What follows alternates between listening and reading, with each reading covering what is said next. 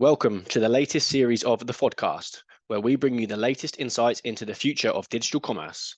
In Season 6, we continue to interview some of the most respected professionals in the industry as we broaden the topics to cover what it takes to build a business within e-commerce, navigating through business change, as well as the future of technology within digital commerce. As we continue our journey to have one of the best podcasts within commerce, we ask you to like and share within your network if you enjoy our content. And we're back. Hello and welcome to the FODcast, the future of all things digital commerce. Today, I'd like to welcome David Höck, co-founder of Vendure. Welcome, David. Hi, James. Thanks for having me. It's a pleasure to talk with you today. Thank you for joining me. I'm looking forward to this one. So Vendure is an open source headless commerce platform headquartered in Austria. Vendure first came on my radar in 2023, and it's been great to see the business grow over the past 12 to 18 months. Today, we'll be focusing on the future of B2B commerce.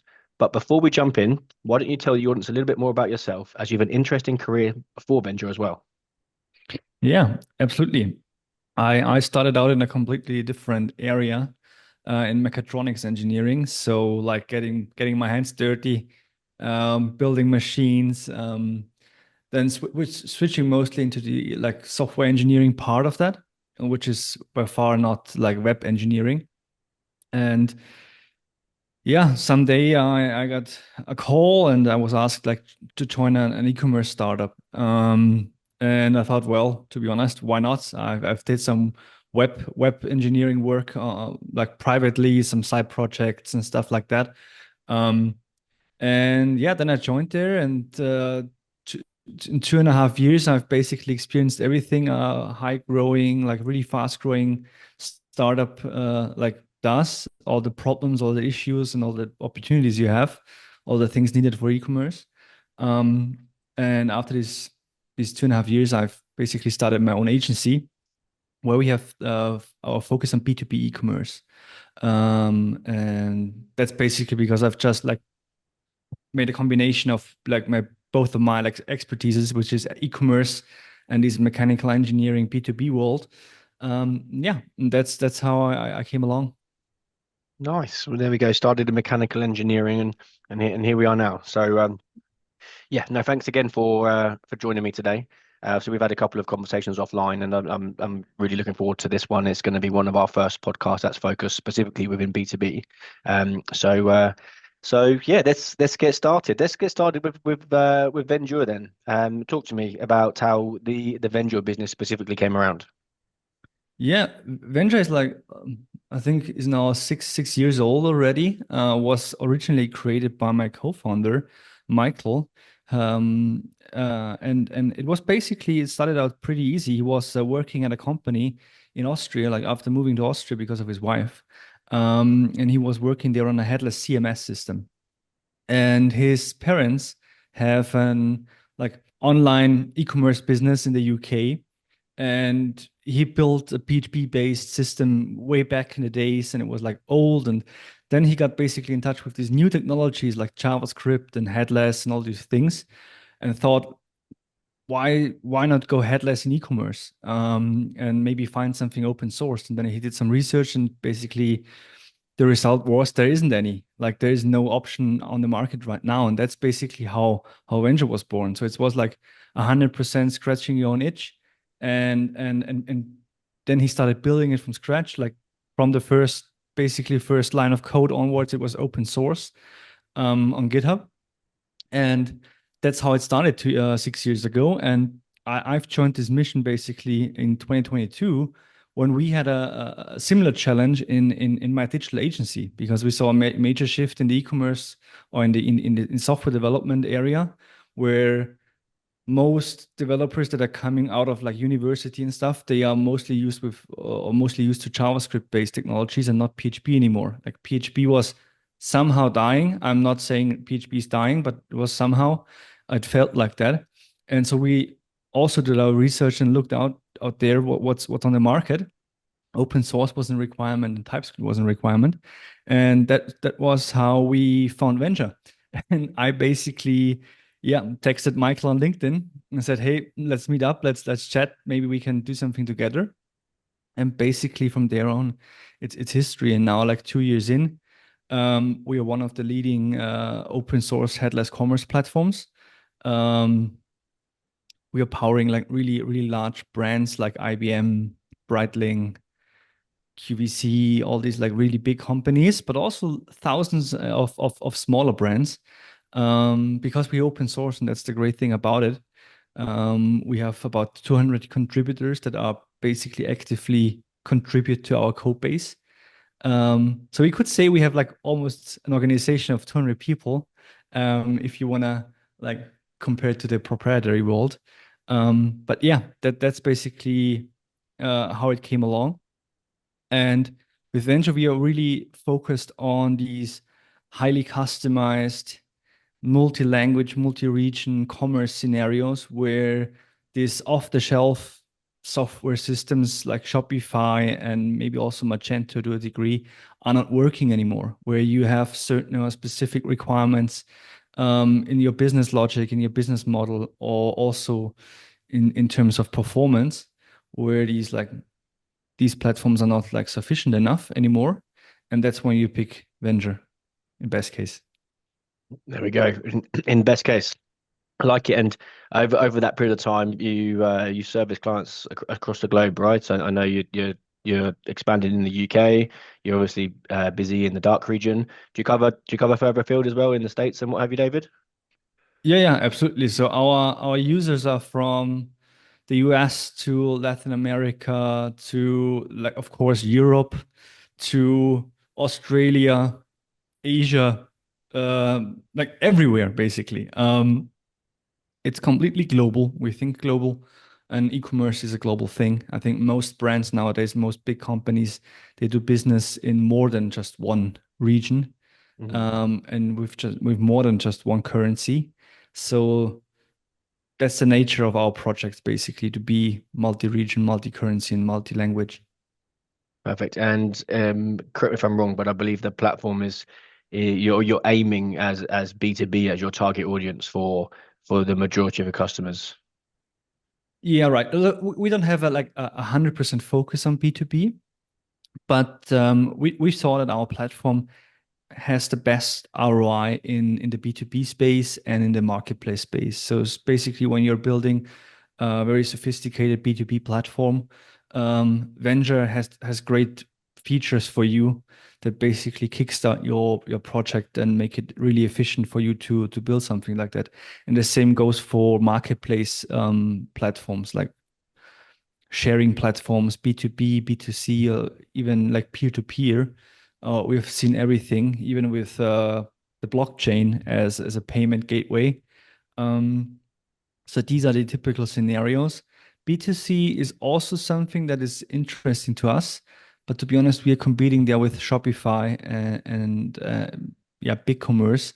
And in 99% of the cases, I would recommend Shopify to someone who, yeah, reaches out to me to talk to Venture. Basically, I would always recommend Shopify because it's always about like the return on investment, and that's mostly bound to the complexity of the project. And if you have very basic requirements, Shopify is just perfect for you, to be honest.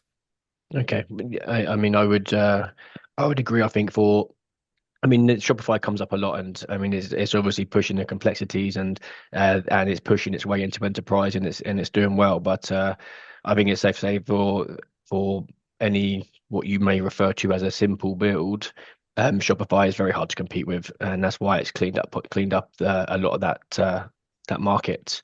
Mm. But look, before we move on to B2B, um, we're recording this at a time in which you've just made quite a large decision within Vendure. Obviously, everyone looks to grow a business, and obviously, often growth can be accelerated with funding. However, in the last couple of weeks, you guys have actually made the decision to turn down VC investment, haven't you? So I think it'd be really good just to talk about that and just understand kind of why you went through that process and how you came to your decision. Yeah, absolutely. We turned it down basically in June this year, and we've communicated that like just 2 weeks ago. Um, and basically, it was pretty simple because at the beginning of this year, we were on this like we had this the vision of like creating the next generation of e-commerce software that has a lot of impact, basically. Like this next unicorn, basically, already, I would say. Like we had this dream of like making it really big. And of course, we had all these like VC success stories that were told over the last years in our mind. And we thought, okay, we need to do the same thing. Our competitors, all like 80, 90% of them have raised money and serious amounts of money. So we thought we need to do the same. And then we sat down, basically, Michael and I, my co-founder, and we set some baseline agreements up, some basic non-negotiable terms for us. When we are entering like negotiations with VCs. And over the time, I had like 220 calls with VCs. So a lot of VCs were there with a lot of inbound requests, of course, already because of our growth journey. We quickly recognized that we started to bend our non-negotiable terms that we agreed on before. And one of them was that the open source project as it is right now should always be the center of everything we do. So basically, our revenue stream should be built upon the open source project and should be an extension to it. So pretty simple said, we want to give you everything for free. And if you want to walk faster or want to take a train, basically, or take a plane, you can pay for it. Or you walk by yourself. So that was like the approach we had.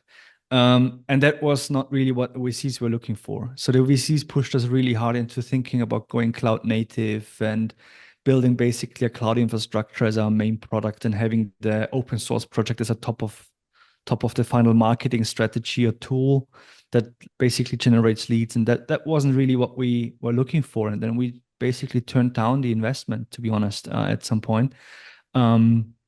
Because we saw that we are bending, or we are trying to create a business model that satisfies the investors and not our clients and customers and users and developers, and that was a no-go for us. And then we basically said, okay, if we're not taking any money, we need to find a way to grow, because there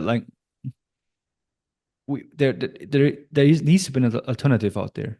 Mm-hmm. And then we basically found a way with my agency that I founded, which got rebranded to Elevantic now, that we basically merged both companies together and found a way that we can basically fund the growth of Vendure through the revenue we generate in the digital agency through Vendure. So basically what we do is we're building these really sophisticated, very complex venture projects that were in a certain like area. We are building that with Elevantic, and with that we are basically we are funding the development of Vendure, the platform, and with that we are basically having freedom. We can do our own choices. We are independent of anything. We can say everything we want. We can do everything we want. We can make mistakes with our own money, basically. And I think that level of independence and freedom gives us also a certain confidence that we are able to pull this off, to be honest.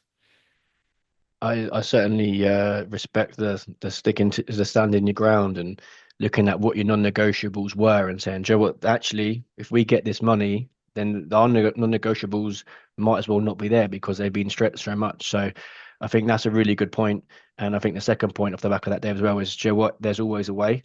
And whilst it isn't the way that you first anticipated, you managed to find that way in the end. And yeah, I mean, from what I can see and hear, it sounds like it's working for you guys right now. So yeah, and I'm sure, Joe, whilst that was probably a very long and stressful process going through the VC funding, I'm sure you learned a lot as well. So despite not taking the funding, absolutely, I'm sure it certainly wasn't a waste of time, and there's a lot you can learn from it. So no, awesome. It's great. I'd love to know how many companies out there do take funding and do bend their non-negotiables, and then later down the line go on to maybe question whether or not it was the right decision. But hey, not sure we'll ever know. Yeah, you will never know. Maybe we will know, because what I've seen is I think at some point you also need to be realistic and think of, is your company, is your software a venture, like a VC case? Is it possible to 10x within 7 years? Is that really possible? And is that something you can do as a founder? And I'm 27. Like I'm in my younger years, I would say, but my co-founder is also young, of course, but he's like 40-ish right now, like right. He's at the beginning of his 40s, and he has kids, and he wants to move at a certain pace that's maybe not fitting into the VC path, where you need to basically hammer. It's hammer time basically, where you need to pull off these 16, 17-hour days. And I think that's not possible anymore, which is totally fine. Priorities change, and that's fine. And I think we found a way now that helps and supports the growth of Venture, and we are in the long run anyways. So we don't think about like 5 years, 2 years, and then exit. We think more about decades that we are spending and building this product. Well, you've both clearly got time on your side with that as well, so I guess that also helped the decision. And Absolutely. yeah, we all know VC investment requires some very lofty targets. So yeah, it sounds like it was the right call for you guys. So yeah, like I said, I look forward to seeing how the platform continues to develop and push boundaries and make its impact globally. But look, let's jump into B2B. That's where the majority of today's conversation is going to be focused on. And just looking at kind of the B2B market, it's obviously a market that comes up in a lot of conversations right now. I think many would agree that it's primed for innovation and it's primed for opportunity. Lots and lots of legacy technology still. What's your take on the B2B market at the minute then, David? I'm very bullish about the B2B market, to be honest. And there are like two simple reasons. First, it's like way bigger than the B2C market. Um, so in terms of size and volumes in the B2B market, like outscores B2B, B2C by at least 5x, depending on, of course, which region it is. Um, and second, there's so much room for innovation. I think B2B and B2C behaves completely different. When we're looking at the B2C market now, there are established technologies, there are established patterns and processes of how things are done. And I think the, the how you can make a difference in B2C is not about like the platform you build, it's more about the marketing you do. Like it's about like these KPIs like custom acquisition cost and the lead, like the cost of a lead and things like that. So basically you need to buy those customers as cheap as possible and yeah, have the highest average basket value that you can create basically to basically be in the profitable zone as soon as possible. I think that's B2C summarized. Of course, it makes a difference if you have fulfill 1 million orders a year or 1,000 orders a year. There's a difference, but the principles always are the same. So like these basic patterns are always the same in B2C. On the other hand, if you look at the B2B sector, it's every company is different. And that's by the nature of how they grew, basically, because some of them are family businesses. They have grown over like decades, and other companies basically have been acquired and then put together and consolidated and merged and whatever. Um, and then you have like this weird scenario where you have like these really legacy ID systems that you just described, which are like really old and don't offer the capabilities that you would need nowadays. And on the other hand, you have like an audience that gets younger every year because those B2B buyers, they tend to be younger and also have the same requirements as they have when buying privately. So they basically expect the same level of user experience uh, in their job or on their job when they're buying like screws or hoses or anything else as they do in their private life when they're buying from Amazon. And I think that's where this like yeah the big difference of expectations and possibilities comes together.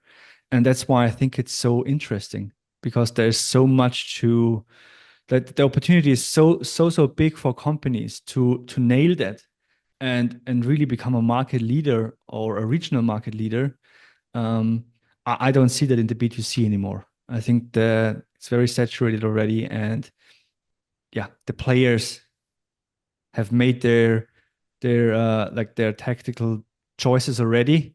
And I think it's way harder in the B2C to win again.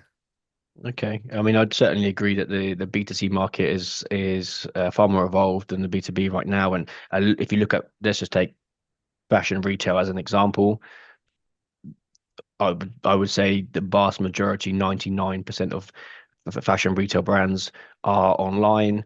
They are on a relatively modern platform within the last 10 years, even if it's something more legacy like a WooCommerce, maybe they're still online. They're still generating revenue with a okay performance. There's obviously a lot of room that can be there's a lot of room for improvement. There could be using a newer version of a newer platform. There could be headless, they could be whatever. But when I look at B2B, I mean, I don't know this personally, but I hear stories of uh, global businesses that still do order taking via pen and paper, for example, which is Hmm. crazy. They're doing like hundreds of millions of pounds worth of orders, if not more than that, and they're still doing it using a pen and paper, which could get lost, could be misinterpreted. I mean, there's all sorts of problems that can come off the back of that. So if you're looking at where they both are from a standing point, like B2C's here, B2B's all the way back here. Do you know what I mean?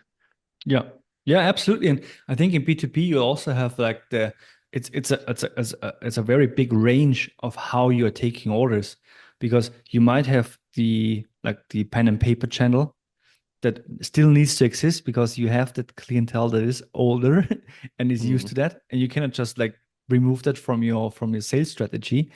And on the other hand, you have these like really the young guns, I would say, like coming from university, having 2 years of experience in what they're doing, and then buying from these businesses, and they want to do it online. They want to do it self-service. They don't want to reach out to to sales, and basically that's the range and everything in between. And you need to fulfill everyone's desires and everyone's like requirements.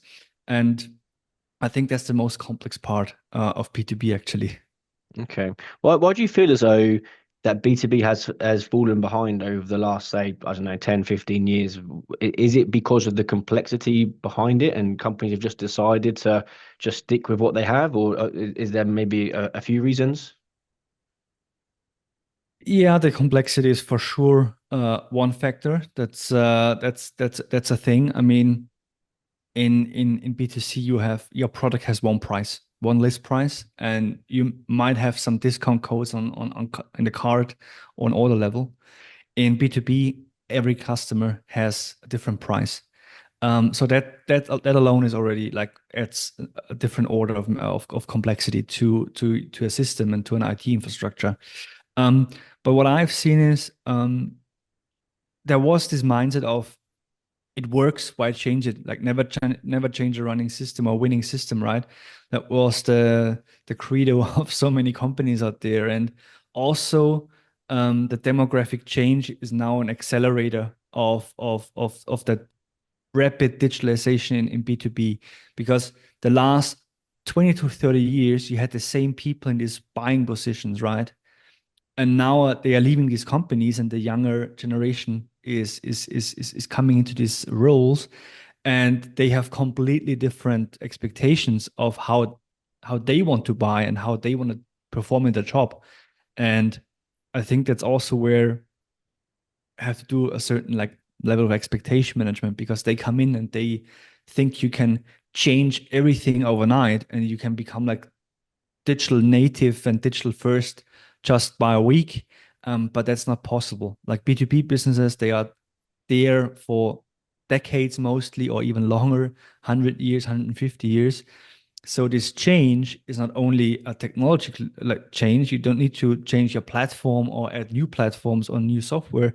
It's also about change management, like the organizational part of it, how you structure your organization. You need new roles, a new mindset. You have to, yeah, embrace a certain agile way of working. All these things that are completely new to this B2B businesses. Um, so yeah, that's the two-sided coin basically. One thing is technology, the other thing is change management in the organization. And I think that's where B2B is generally slower than B2C, because B2C always was very marketing driven and driven by rapid change, by the markets, by the consumers. And that's I think for me the most important reason why B2B is so far behind. Okay, interesting. We spoke a lot about business change and in this series on the podcast over the last a few episodes, and it certainly seems to be an area that is undervalued by a lot of organizations. It's one thing changing the technology and what have you, but actually, does the business know how to use it? Does the business know how to get the most functionality out of it? Has everyone got the right mindset and what they need to do next? So many different factors are so important when it comes to business change and process change and all that kind of stuff, which I don't think gets enough attention or enough investment in itself. So okay, looking at the technology itself, though, I mean, technology itself has come a long way over the last 10 years.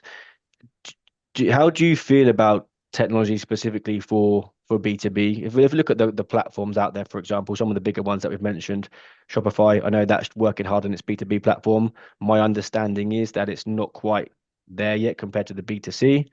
Um, you've got other platforms that are also working hard for B2B, and some are known more for B2B than B2C. What's your thoughts around all of those, David?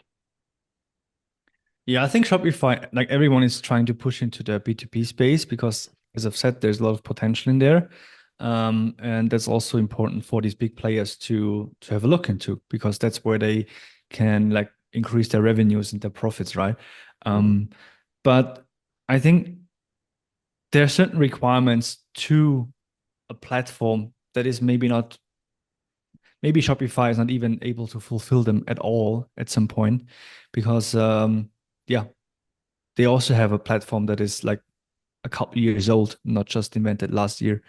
So in the B2B market, like we at Venture, we usually look up to players like Commerce Tools, Cilius, um, Spryker, of course.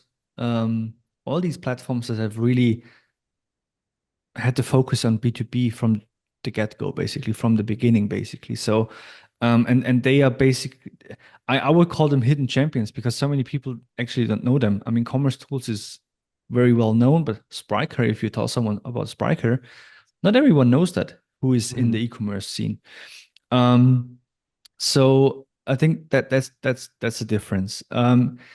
Generally, I think there is the cloud, how we call it, is something that is harder to utilize in the B2B space because you have to do so much configuration and customization that is sometimes impossible with a cloud product. And also sometimes you have these very specific requirements that it might be that there's the requirement that it needs to be hosted on the company's own IT infrastructure in their headquarters, you know. So that's also not possible with a cloud software. So I think in terms of technology, it needs to be the number one requirement, the most important requirement from what we hear nowadays is ownership. Ownership is really important for them because I think we are past of these days where everything had to be a subscription and it was like really nice to just rent software. I think we are now, the awareness has increased and they see that if you have hundreds of vendors, software vendors, where you're paying subscriptions every month and you never actually own something, you never actually own the data, you're kind of limited because you're locked in. It's really Mm. hard to move away. And especially now with these AI things coming up, data is even much more important and owning your data. I mean, if you don't own your data, you cannot utilize AI at all because that's used to train these models. Um, and I think that's where we, with Venture, with our open source approach, where you basically control the stack, you control your infrastructure, you can host it in the cloud if you want, but that's your choice. That's where we are trying to, yeah, build our USP, basically. Okay. I mean, see, it makes sense. data right now is possibly one of the most important areas for businesses. Um, I mean, it's always been important, but we're seeing businesses invest tens of millions of pounds into getting the right data and what they then do with it. So you need to own your data for sure. 100%. Interesting, you mentioned about Spryker there. I would definitely agree. I think some of the work we were doing in the dark region is very well known, but I know it's really struggled to make a name for itself in the UK. Yeah, a lot of the feedback I had from working in Germany and what have you was really positive about the platform. So it does go to show that doesn't matter how good the platform is, it's all about the marketing to get it into the country at the right time and Yeah, the right target audience and what have you as well. absolutely. So I think and what would be really good just to wrap this up then on the B2B front is we're seeing a change. We think there's going to be a lot of investment and opportunity in B2B. Is that primarily down to the fact that we have a new generation of people moving into leadership positions that want an advanced customer, I say advanced, they want a customer experience that they're used to outside of work as well. Is that really what's driving the change, in your opinion? Yeah, I think the demographic change is the leading force in that transformation, but not only just because of these younger generations coming into these B2B buying roles, into these decision maker roles. That's one side of it, and that's very Mm, important, of course, because they have different requirements to their like suppliers and what they expect from their suppliers in terms of like data they can get or self-service options they have. They love to be under control. They love to be like in the driver's seat basically, and they want to be able to do everything themselves. I think if you look back 20 years, everyone just picked up the phone and called the other guy and said, "Look, I need this and that." That changed a lot, how the communication works in general. But mm, I think there's a different aspect too. I think in every European country and also in like in the UK and also in the US and I think in most Western countries we see a trend of like less younger people coming, like less that the birth rates are plummeting right now. And we have these companies that basically need to grow and they need to grow at least at the inflation rate and the investors they want to make profits and everything, but you have less people that are able to like drive this revenue because they're just missing, right? And of course now AI is coming in and is with AI you are able to automate some level of work where you might need just like one or two people instead of like 10. In some areas that could be true, but I think especially if you look in sales, like into selling things to companies, this human to human interaction is like so important. So I think in B2B, you you now need to utilize these digital platforms, these self-service options as much as possible so that your like salespeople that are out there in the field have the time to interact with the humans like that are working in your clients' companies, right? And build these relationships because competition is getting harder. Prices are like we have a lot of pressure by China and other like Asian countries in terms of prices.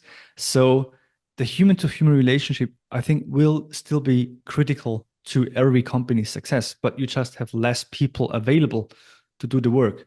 So you need to take away all this like crappy administrative stuff that they do all day long.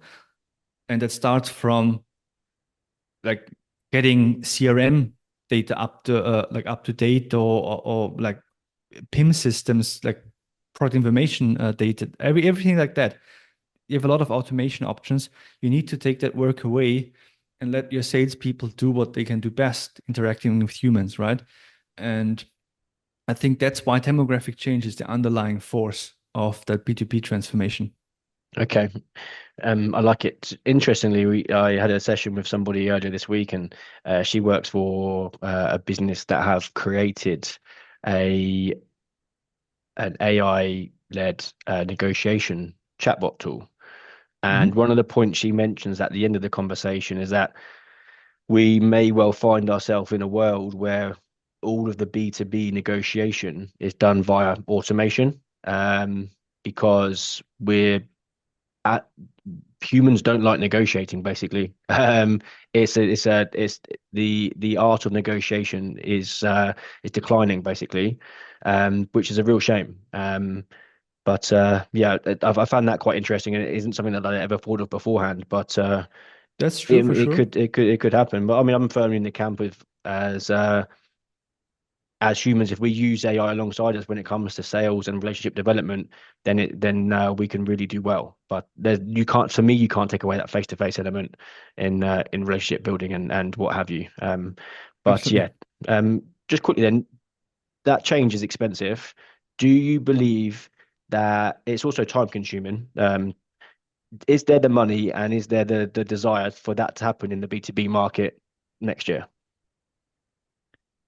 Yeah, I think this year was, at least in Europe, I would say one of the toughest years, especially after COVID and our interest rates and everything that went up.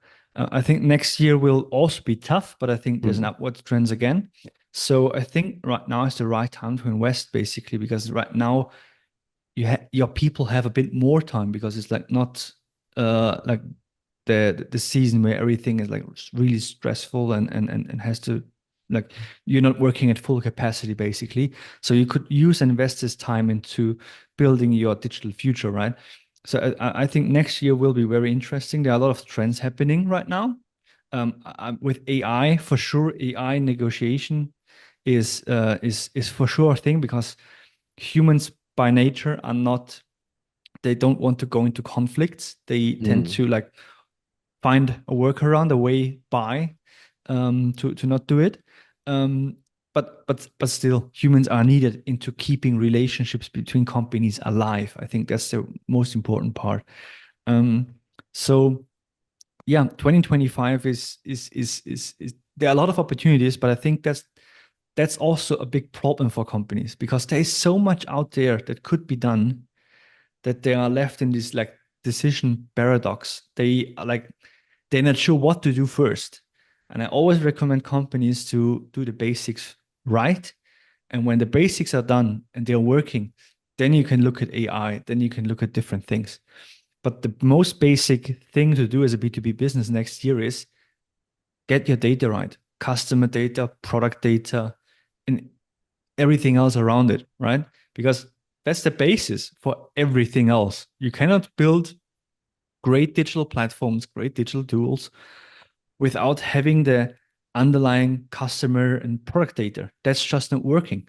And I think that's exactly why so many projects fail, because they start off with a vision and very ambitious, like utilizing the newest technology, but they forget about the basics. And yeah, that's basically a project that's basically built to fail basically already by the beginning. okay. Get your data right then. I think that's a very good starting point. Something you mentioned there is there's been a lot of change, and that's certainly correct. Earlier on, you mentioned commerce tools, and obviously they're very pro, fully composable, best of breed, different vendors in different areas. What we've seen more recently is some platforms that have composability in mind, but are possibly more monolith in their approach with a headless front end.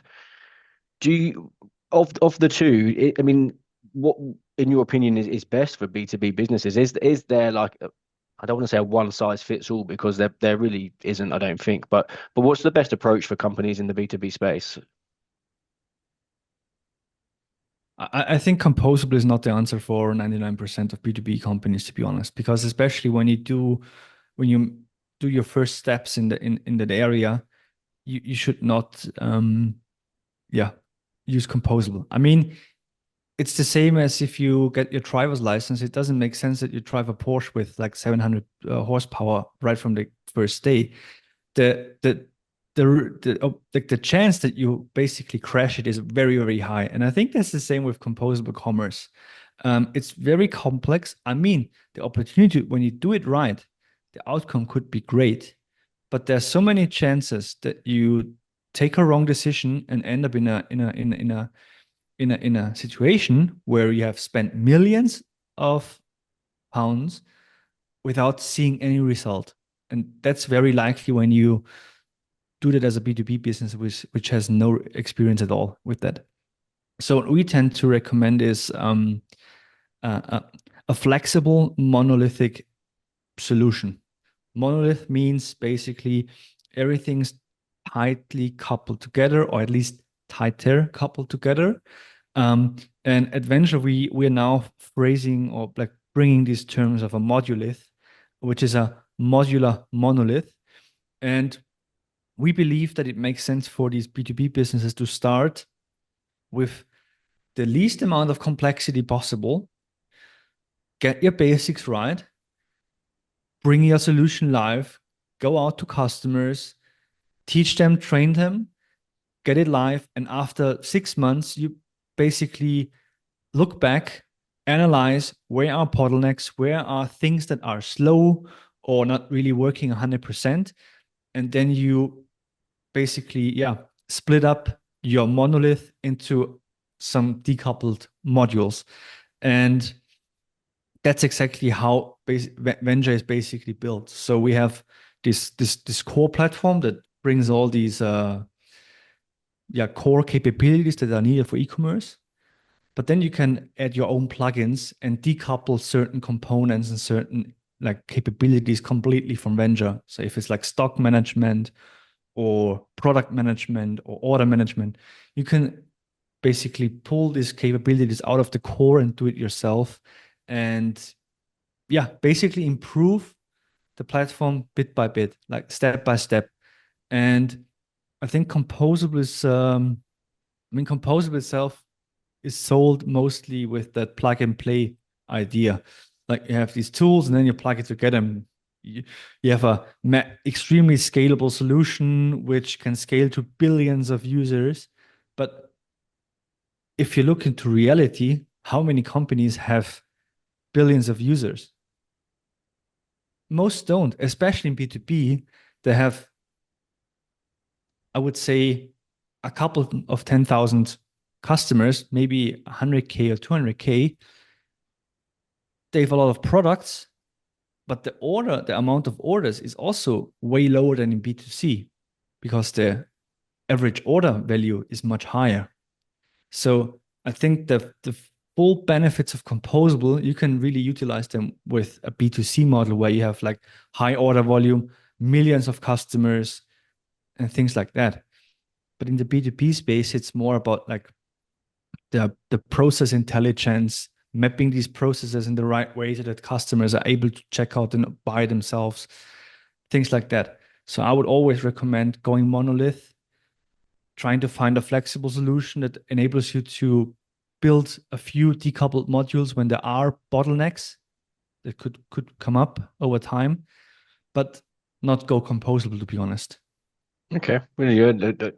You're far more educated in this space than I am, so it's always good to get everyone's insights. I think one of the areas that I'm regularly told is one of the more complex with B2B is the ordering part, where because different companies will get different prices for the amount of volume that they order of certain products.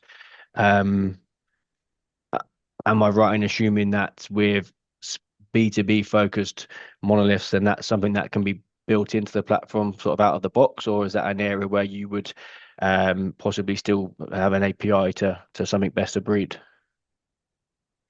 With most monolithic platforms that have a focus on B2B, that's possible out of the box. You always need to connect your e-commerce platform to an ERP system, where you get like these metadata from the customer and the discount and the discount groups and all these things. You need a source of truth, of course. Mm. Um, but most monolithic e-commerce platforms have these capabilities built in actually. So it's not really about that. Again, it's about the data. It needs to be ERP system. It needs to be accessible for the system, like the external platform, all these things. And as someone who is like a digital native, for us, it's like really we think of that, it's like common sense to have that right. Get your data right, do Yeah. have everything in one place. I think that's you wouldn't do it any other way. But for these businesses that are like started in 19 something, it's not commonly like available, to be honest. Like in some businesses, the employees don't even know where this data is and where it lives and how to access it. So as an implementation partner, it's also your yeah, basically it's our task to do a discovery with them, basically dig into their own like organizational structure from an IT side to see where's this data even stored? How can we access it? How can we even open up these APIs to build these platforms? And yeah, so I think it's not, again, it's not down to the technology that you use. It's more down to how your business is set up. How much documentation do you have internally? How good are your employees trained? And how well do they know how things work within your business? Because that's crucial for every B2B e-commerce project. Well, and B2C as well. I think it goes back And down to B2C, the of course, too. yeah, goes back down to the phrase you understand the gaps and the challenges in the business and the vision of the business, then you pick the technology. You don't pick the Absolutely. technology and then work backwards. I think that just summarizes it pretty well. And Yeah, fully nice. agree.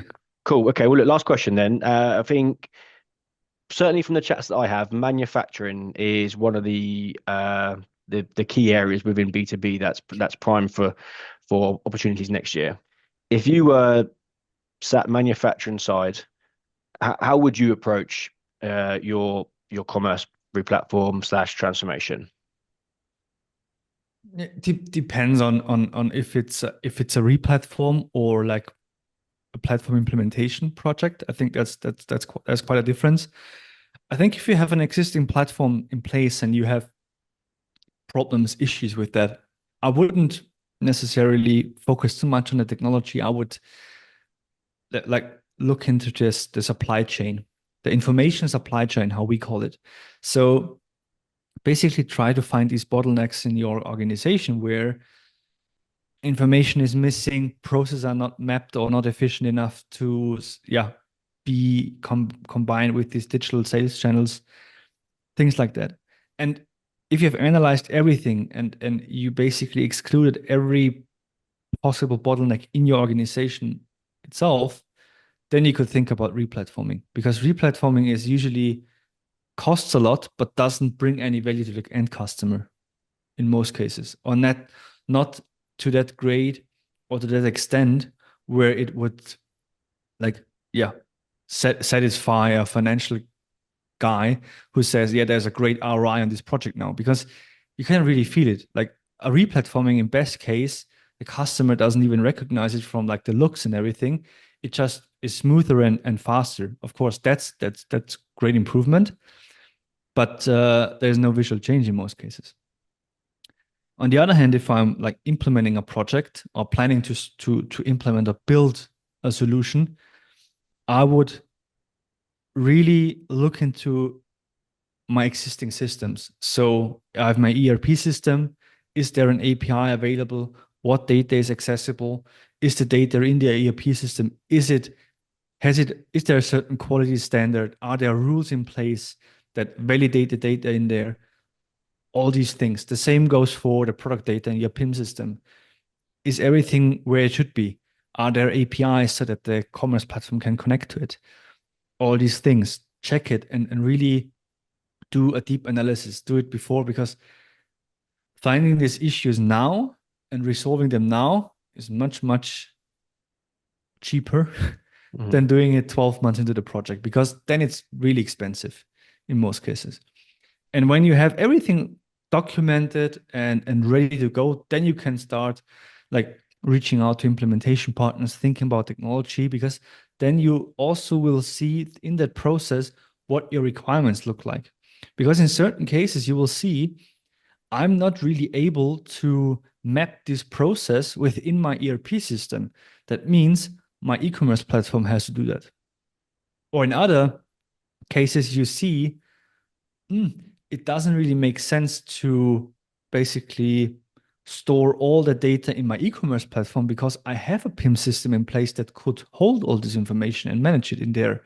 So with doing that analysis, it's giving you a lot of confidence and a right, like it gives you a lot of good requirements for the commerce platform already. And yeah, then I would reach out and look at the technologies that are available. Nice.